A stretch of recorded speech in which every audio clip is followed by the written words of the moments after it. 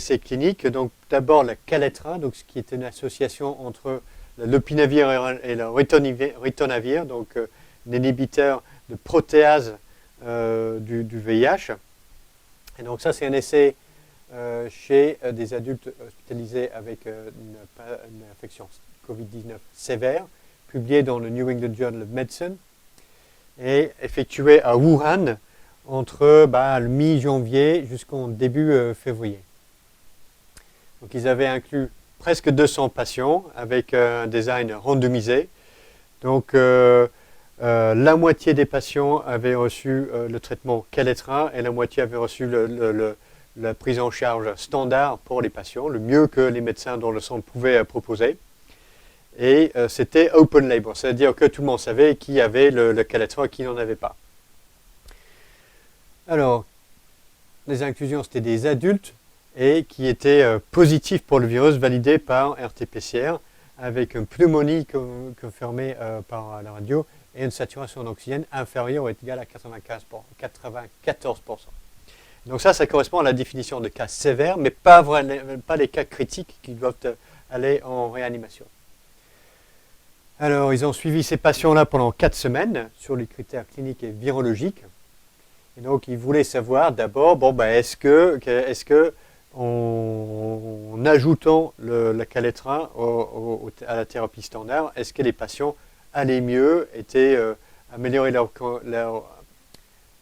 conditions cliniques plus rapidement, ou est-ce qu'il y avait un meilleur taux de réussite de la thérapie? Donc ça, c'est le résultat ici, avec sur cet axe-là le temps de suivi, et ça, c'est la proportion de patients montrant une amélioration clinique. Et en bleu, c'est le témoin, thérapie standard, et en rouge, c'est thérapie standard plus le Kaletra. Et en fait, pas de différence entre les deux courbes. Et en termes de deuxième critère, c'était la quantité de virus qu'on pouvait retrouver chez les patients. Donc il y a un critère virologique.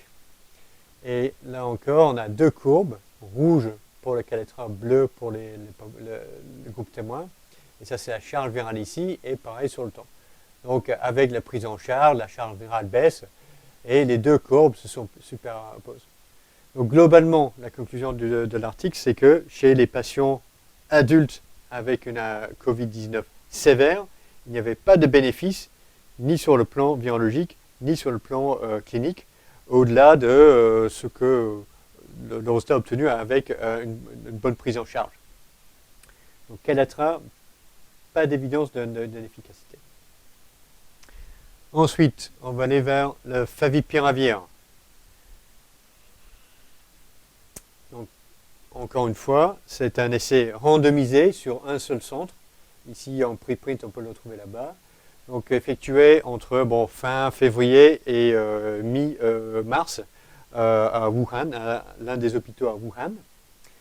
Cette fois-ci, encore une fois, pratiquement 100 patients par groupe, 240, avec randomisé entre deux types de traitements antiviraux, le favipiravir, 116 patients inclus, contre le Arbidol. Donc le Arbidol, je ne savais pas ce que c'était jusqu'à cette semaine, mais c'est un antiviral qui est autorisé en Chine et en Russie pour soigner la grippe. Mais c'est un médicament qui n'a jamais reçu d'autorisation ni en Europe ni aux États-Unis. Donc ce n'est pas considéré comme quelque chose avec une très grande efficacité ici, en tout cas. Donc néanmoins, on randomise en deux groupes avec favipiravir et Arbidol chez les adultes encore et on inclut des patients seulement qui ont une espérance de vie supérieure à 48 heures. Donc on exclut des patients qui sont vraiment très très malades. Alors une chose qui était un peu particulière ici, c'est que les patients avaient un syndrome Covid-19 sur les critères cliniques, éventuellement et radiologiques, mais il n'y avait pas de test pour détecter la présence du virus. Alors, donc ils avaient 7 jours de suivi et ils cherchaient un petit peu l'amélioration clinique sur 3 critères, absence de fièvre, la respiration qui redevient un peu normale et la saturation en oxygène qui montre une meilleure fonction pulmonaire. Alors, une autre chose qui est importante ici, c'est qu'ils avaient fait attention à caractériser le degré de sévérité de l'infection chez les patients inclus dans les deux groupes de traitement. Évidemment, si vous avez plus de traitement sévère au départ, dans un des deux groupes, ce groupe-là, il risque d'aller moins bien que l'autre groupe, quelle que soit l'efficacité ou non des médicaments testés. Donc là, ils avaient stratifié leurs patients en termes de la sévérité de l'infection, donc en ordinaire ou critique. Donc les patients ordinaires étaient caractérisés par la présence d'une fièvre, atteinte respiratoire visible en radio, tandis que les patients critiques, ils avaient ça, plus dyspnée, respiration très rapide et une saturation d'oxygène inférieure à 93%. Ou alors progression des lésions pulmonaires de plus de 50% depuis 48 heures. Donc, dans le groupe favipiravir, ils avaient 98 patients ordinaires et 18 critiques. Dans le groupe arbidol, 111 ordinaires et 9 critiques. Donc, ils ont essayé d'analyser séparément la progression, l'amélioration clinique chez les deux groupes de patients dans les deux groupes de traitement, favipiravir ou arbidol. Alors, qu'est-ce que ça donne? Donc ça, c'est un peu le résultat ici, sur ce tableau, avec la proportion des patients qui montrent une récupération, une amélioration clinique au bout de 7 jours dans le groupe favipiravir versus le groupe arbidol. Chez les patients ordinaires, on a 71% des patients dans le groupe favipiravir qui vont mieux, seulement 56% dans le groupe arbidol. Et ça, c'est une différence significative. Pas de différence significative chez les patients avec une infection critique. Mais enfin, il y a très peu de monde, donc c'est difficile à interpréter. Un exemple de qu'est-ce que ça veut dire pour qu'on dit voilà, ça va mieux. Bon, par exemple, pour la résolution de la fièvre, il présente une analyse chez les patients ordinaires qui n'ont pas de comorbidité, c'est-à-dire hypertension, diabète, etc. Chez les patients ordinaires sans comorbidité traités par le favipiravir, leur fièvre, ça dure 3 jours, 4 jours, puis c'est bon. Tandis que dans le groupe arbidol, la fièvre dure beaucoup plus longtemps. Donc, une amélioration clinique significative dans le groupe favipiravir par rapport au groupe arbidol. Donc, il y a un deuxième petit essai effectué en Chine qui va un peu dans le même sens. Donc, cette fois-ci, c'est un essai effectué à Shenzhen.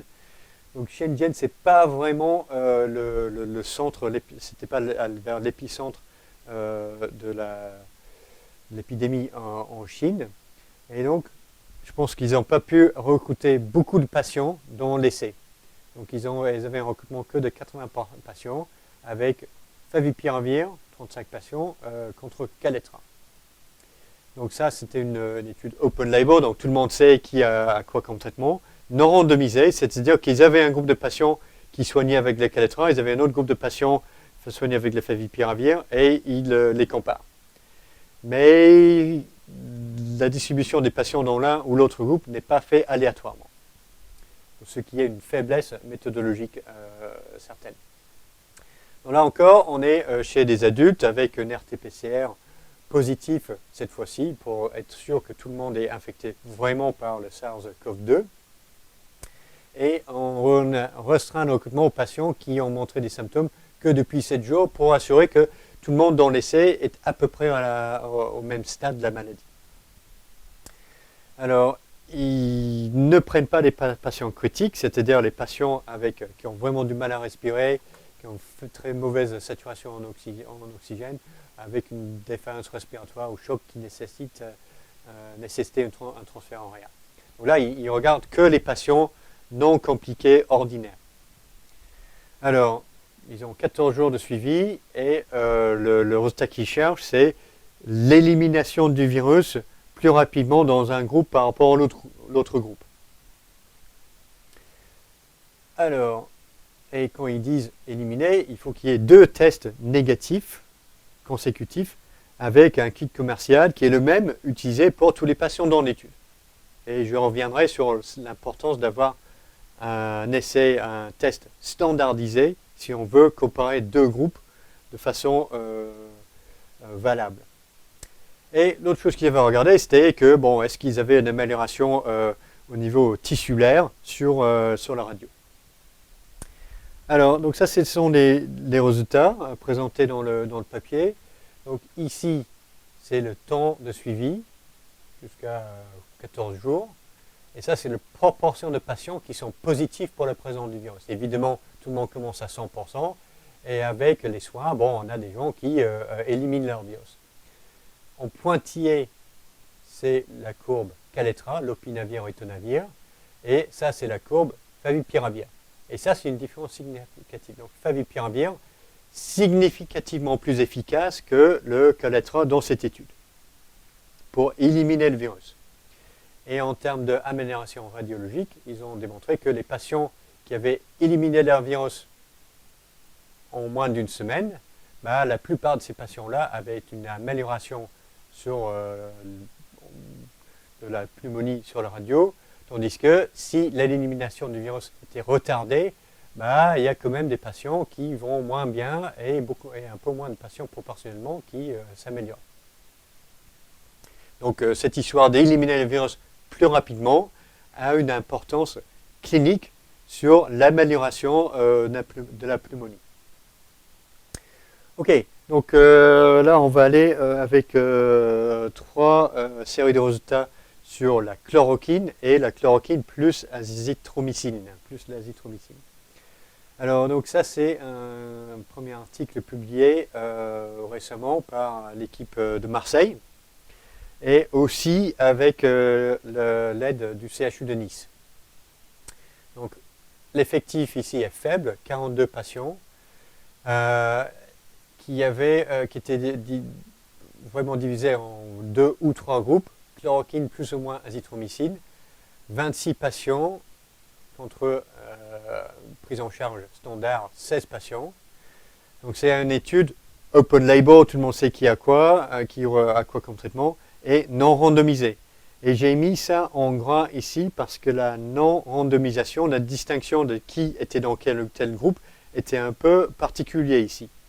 Donc on a 2 centres, Marseille plus Nice, et tout le monde à Marseille, tous les adultes inclus à Marseille, avaient suivi le bras traitement, et tous les adultes à Nice étaient le groupe témoin. Et donc on a les différents groupes de traitement qui correspondent aux différents centres. Et ça, c'est peut-être important, qu'on verra par la suite. Donc, les critères d'inclusion adultes et enfants, dans le texte de l'article, c'est indiqué de au moins 12 ans, qui sont positifs pour le SARS-CoV-2 en PCR, donc on sait que le virus était présent. Exclusion femmes enceintes, allergies aux médicaments et contre-indication aux médicaments. Ça, c'était vrai pour toutes les autres études, mais c'était juste pour dire qu'il n'y avait pas vraiment d'exclusion, critères d'exclusion, à propos de la sévérité de la maladie dans cet essai. Il y a eu 7 jours de suivi avec l'objectif principal, c'était de voir s'il y avait une élimination du virus plus rapide dans le groupe traitement par rapport au groupe témoin. L'autre chose à signaler ici, c'est que on a une étoile sur les 26 patients inclus dans le groupe traitement. Et en fait, il y en a 6 qui n'ont pas complété les 7 jours de suivi. Et je reviendrai là-dessus. Donc en fait, c'est vraisemblablement 20 contre 16 ici. Alors, donc ça c'est le résultat présenté dans l'article avec ici, jour par jour, la proportion des patients qui sont positifs en PCR pour la présence du virus. Sur les écouvillons nasopharyngiales pour tester la présence du virus dans les voies respiratoires. Donc, tout le monde commence à 100%. Dans le groupe témoin, ça reste fort. Et dans les groupes traitement, chloroquine tout seul, ça va un peu mieux. Et chloroquine plus azithromycine, ça a l'air vraiment très très bien. Donc tout le monde est négatif à partir de 4 ou 5 jours. Donc ça a l'air très bien, mais si on regarde de plus près, il y a vraiment des questions sur la validité de ces résultats. Donc je vais regarder ça parce qu'on peut le faire patient par patient, parce que l'effectif est tellement faible qu'on peut avoir les données pour chaque individu inclus dans l'étude. C'est ce qu'on voit dans le tableau supplémentaire ici. Donc ici, on a les patients, 1 à 16, ce sont les témoins, et 17 à 36, ce sont les patients dans le groupe traitement. Donc, qu'est-ce qu'on voit d'abord? Donc, d'abord, on voit ici, là, dans le groupe témoin, on a 1, 2, 3, 4 enfants qui ont, pour certains, l'âge juste seulement 10 ans. Donc, on sait que la maladie chez les enfants se présente de façon très très différente par rapport aux adultes. Et tous les autres essais cliniques qu'on a vus auparavant, ils ont restreint l'inclusion uniquement aux adultes. Il y a une bonne raison pour ça. C'est qu'on ne comprend pas bien la relation entre présence du virus et présence de pathologie chez les enfants. Et à mon sens, ces enfants-là n'avaient rien à voir dans cet essai thérapeutique, même en tant que témoin. Donc, à mon avis, on ne devrait absolument pas comparer les résultats obtenus chez les enfants de 10 à 14 ans avec ce qu'on voit chez les adultes entre 30 et 80 ans. Ça n'a vraiment pas de sens. Ok, donc ça c'est le premier problème. Le deuxième problème que l'on voit, c'est que quand on regarde les résultats du test de PCR pour détecter le virus, on a différents types de résultats. Pour certaines cases, on a un chiffre ici, là et ici. Et donc ça, c'est le CT du test de PCR quantitative. Et le CT, c'est quelque chose qui est corrélé à la quantité de virus qui est présent dans l'échantillon. Plus le CT est fort, moins il y a de virus. Okay? Donc quelqu'un comme ici, avec un CT de 17, ou quelqu'un avec un CT de 15, là il y a beaucoup de virus. D'accord? CT de 34, il y a très peu de virus. Et là, on a cette idée quantitative pour ces échantillons, et ces échantillons-là, donc c'est-à-dire tous les patients qui sont inclus dans l'étude à Marseille. Tandis que pour tous les témoins ici, les témoins adultes, sauf à l'exception d'une personne, on a le résultat POS, c'est-à-dire virus détecté, ou ND, ça veut dire not determined, le PCR n'est pas fait. Donc ça c'est bizarre, là, parce que regarde, on a plein de cas ici où la PCR n'est pas faite, chez de nombreux témoins, mais néanmoins, dans les résultats ici, on présente la proportion de patients avec un résultat positif. Donc ça, c'est déjà un problème. Comment on sait que le résultat était positif, par exemple, à la jour 5 ou la jour 6 ici, quand le test n'a pas été fait. Difficile à savoir pour de vrai. Hein. Donc, ça c'est une chose. Les mesures n'ont pas été faites à tous les jours dans le groupe témoin. Et pourquoi c'est pause ici et on a des chiffres ici? Ce que je pense, c'est que chaque centre a fait son propre test par PCR.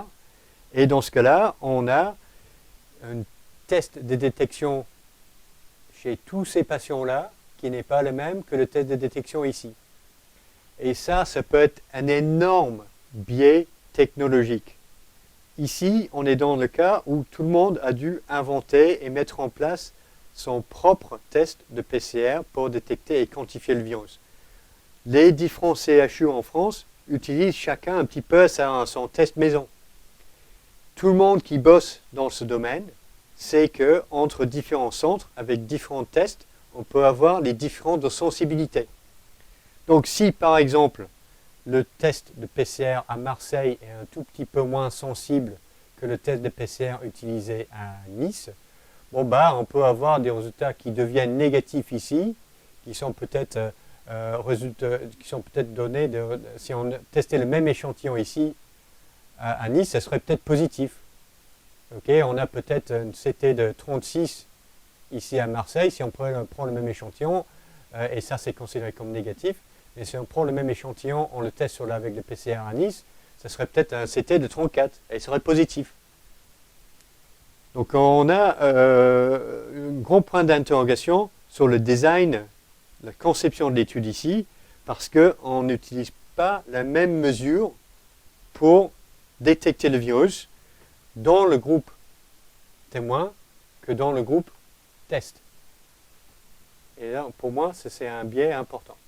Donc pour résumer ici, là, donc, dans cette étude, une deuxième chose, donc le groupe azithromycine ici, ça avait l'air de vraiment super bien, ça marche super bien ça. Quand on regarde, dans le groupe azithromycine, ça c'est des gens qui ont le chloroquine plus azithromycine, on n'a vraiment personne avec une charge virale très élevée. Et des gens avec une charge virale élevée, ici, dans le groupe avec un CT inférieur à 20, c'est ceux-là qui ont le virus qui est détectable le plus longtemps. Et avec 1, 2, 3, 4, 5, 6 patients, c'est vraiment très très difficile de tirer une conclusion quelle qu'elle soit. Alors, donc, pour cette étude, il y a des problèmes méthodologiques majeurs, et ce n'est pas que moi qui dis ça, c'est pratiquement la totalité de la communauté médicale et virologique en France. C'est que, on a l'inclusion de patients pédiatriques dans le groupe témoin, ce qui n'est pas valable, et on ne devrait pas tenir en compte ces résultats. 4 patients quittent le groupe de traitement à cause d'une détérioration clinique, 3 qui devaient aller en RIA et 1 qui est mort. Et donc ça, si on inclut ces résultats-là, le traitement a l'air quand même un petit peu moins efficace. Et le fait qu'on a le groupe témoin et les adultes dans le groupe témoin et les adultes dans le groupe traitement qui sont prélevés et testés pour la présence du virus à différents sites, vraisemblablement avec des techniques différentes de détection, ça introduit un biais technologique extrêmement important dans l'analyse des résultats.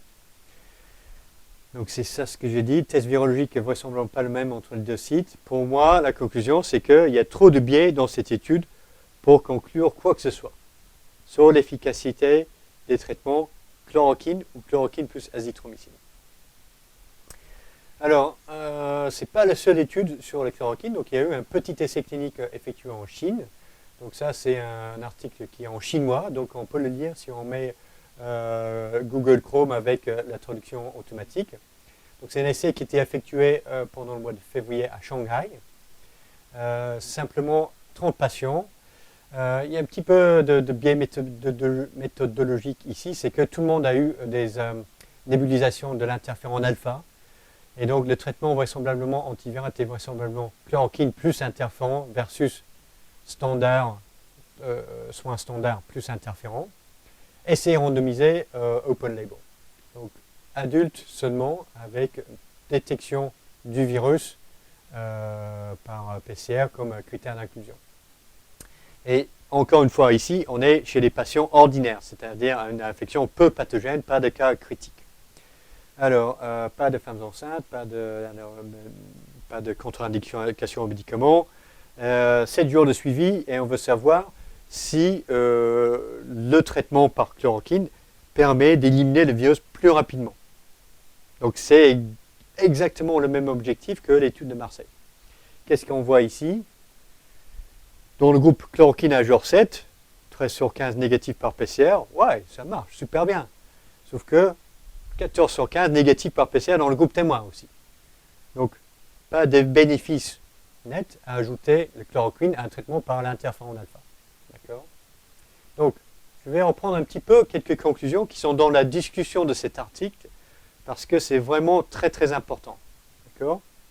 Donc, avec la dose qu'ils ont utilisée, ils n'avaient pas d'effet bénéfique, clinique, ni virologique. D'accord? Deuxième chose qu'ils avaient remarqué, c'est que quand ils avaient comparé leur groupe de patients témoins, ils éliminaient le virus un peu mieux que ce qu'ils avaient vu dans les données de la littérature à Wuhan. Et donc ils se demandent, est-ce que c'est notre prise en charge qui s'améliore de ces patients-là? Est-ce que le virus lui-même devient moins pathogène et n'agit pas de la même façon que dans les premiers cas à Wuhan? Et donc c'est ça. Donc si l'état des patients évolue pendant le temps, cela nous rappelle qu'il est extrêmement important de faire des essais randomisés. Et si on effectue une étude avec un seul bras, c'est-à-dire uniquement les conditions de traitement, et on va le comparer aux données historiques, on peut obtenir des faux positifs. C'est-à-dire, on a des résultats qui indiquent que certains médicaments sont efficaces, mais en réalité c'est un faux positif, parce qu'on n'a pas fait de groupe témoin. Donc ça c'est vraiment dans la discussion de cet article-là, et c'est extrêmement pertinent pour comprendre la suite. Donc la suite c'est quoi? Bon, bah, c'est les derniers résultats qui sortent du CHU, de l'IHU de Marseille. Et donc ça c'est une nouvelle publication des résultats obtenus chez les patients soignés entre le début mars et le 21 mars. Donc c'est tout récent. Cette fois-ci on a 80 patients traités par le chloroquine plus l'azithromycine, parce que c'était ce qui semblait être le meilleur traitement dans l'étude précédente. Pas de groupe témoin. Donc cette fois-ci, on est uniquement chez les adultes. Tout le monde qui a une PCR, le virus validé par PCR. Exclusion, pas de contre-indication pour le chloroquine ou l'azithromycine. 14 jours de suivi avec, comme les deux autres études précédentes, l'idée c'est qu'on va suivre quelle est la vitesse d'élimination du virus. Donc cette fois-ci, tout le monde est inclus, mais il y a, il y a la description de la sévérité de l'infection chez tous ces patients. Donc ça c'est le score News. Plus le score est élevé, plus l'infection est sévère. Donc 0 à 4, bon ça c'est bas. 5, 6, c'est moyen, plus de 7, c'est élevé, ça veut dire que bon, là on est dans des cas sévères ici et critiques avec les scores de plus de 7. Donc la majeure partie des patients inclus dans cette étude avaient un score faible, donc c'est des patients ordinaires avec une infection, avec une maladie peu pathogène. Donc ça c'est les résultats, donc ça c'est, je pense que la chose à regarder ici, donc ça c'est le temps. Et je pense que la chose à regarder ici, c'est la proportion, le pourcentage de patients qui sont positifs par PCR. Et ça, c'est la ligne verte, les vrais résultats. Donc, au bout de jour 7, on a pratiquement 80% des patients qui ont éliminé leur virus. D'accord? Donc, ça a l'air super bien.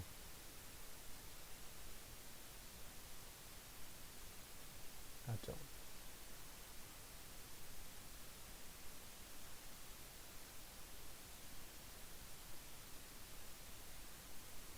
Et c'est un peu comme ça. Okay, donc à jour 7, là, dans cette étude chinoise, on a pratiquement tout le monde qui élimine le virus à jour 7, parmi les patients qui sont ordinaires. Donc, quelle est la conclusion de l'équipe à Marseille? By administering hydroxychloroquine combined with azithromycin, we were able to observe an improvement in all cases. Okay, sauf pour personnes très malades et de grand âge qui n'ont pas pu soigner. Sinon, pour tous les autres, ils avaient observé une amélioration clinique qui avait l'air significatif quand ils avaient comparé les résultats avec les résultats de l'aide de structure. Mais c'est exactement ce qu'il ne fallait pas faire. Ok? C'est exactement ce que on a dit ici, là. Ça, c'est dans la publication chinoise. Donc, if a single arm study is performed, false positive results may be obtained. Donc, on est exactement dans ce cadre de figure ici, là.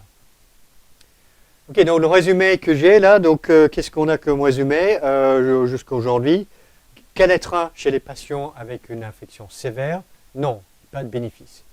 Favipiravir chez les patients avec une infection ordinaire, peu pathogène, deux petites études contrôlées par des bras témoins, dont les deux vont dans le même sens. Oui, il y a un bénéfice pour les patients avec des infections peu pathogènes.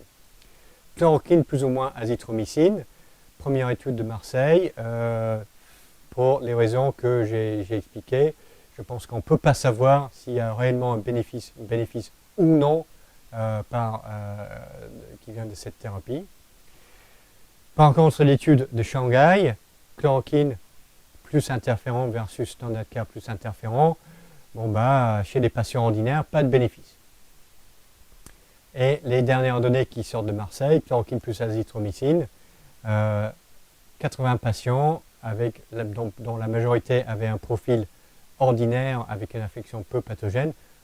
Presque tout le monde élimine le virus en une semaine, mais en l'absence de bras témoins, il est extrêmement difficile, encore une fois, d'arriver à une conclusion quant à la contribution de ces médicaments-là à l'amélioration clinique observée chez les patients.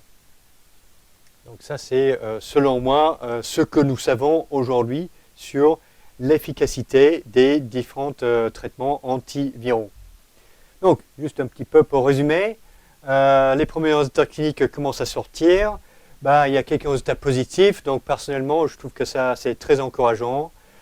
Ce qu'il ne faut pas oublier, c'est que si on veut savoir vraiment si une intervention est efficace ou non, il faut faire un essai clinique bien structuré. Sinon, on ne peut vraiment pas le savoir. Et si on adopte une thérapie qui n'est pas vraiment validée correctement, on va adopter un truc que finalement, après, on verra que ça ne marche pas si bien ou que ça marche moins bien que d'autres choses. Et qu'on aurait pu utiliser la meilleure thérapie plus rapidement si on avait testé les choses correctement. Et dernier mot, pensez aux équipes cliniques tous les soirs à 20h, à les sortir et les applaudir parce qu'ils le méritent largement. Ok.